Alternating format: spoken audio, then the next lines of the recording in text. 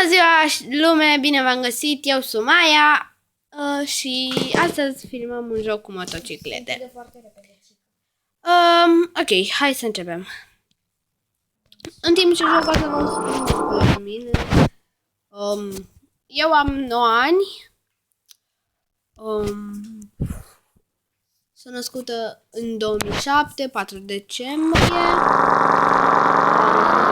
De foarte tare, dar vreau să o fac. Bun!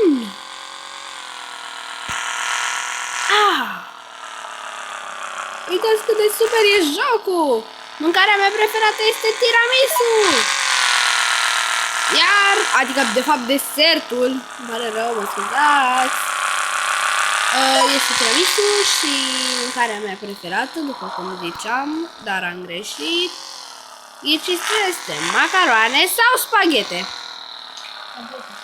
De fapt spagheti. Eu așa le spun. Fac What? Cât de super a fost! Așa. Nu știu. Ba nu, a fost de la mine. Da.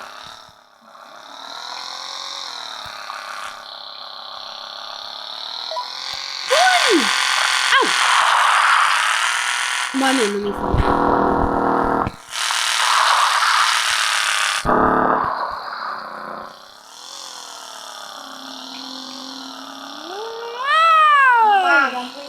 Bun! Nu vorbeam cu tine, scuze. Mă scuzați, dar eu vorbesc cu Tony și el are un canal. Scrieți pe YouTube Antonio Dragomir și îl găsiți acolo. Au! Am intrat în apă. Gata. Mă duc pe rampa aceea din față și mergem și cred că o să... Uite, merg pe asta. Bun! Cât de super a fost! Așa. Eu am să mai filmez și o să promovez un canal acum. Unul se...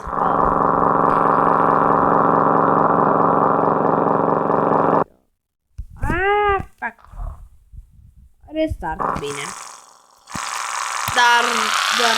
Bine, pot să intru cât de cât un pic în apă, dar nu pot să intru de tot, poate zic.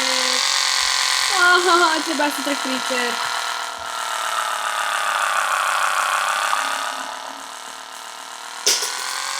Bun! Foarte tare!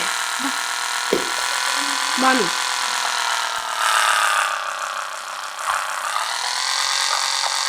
Cam scrie. Din nou mă scuzați, dar eu vorbesc cu Tony. Da.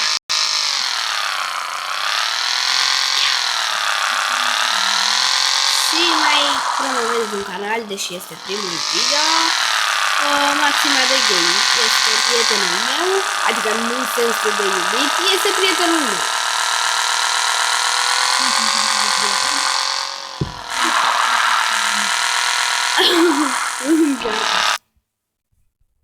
De ce tot să-mi apar reclame? Ok. Lume, sper că v-a plăcut. Eu o să mai filmez, nu numai acest joc. Sper că v-a plăcut. La revedere, vă iubesc, pupiți!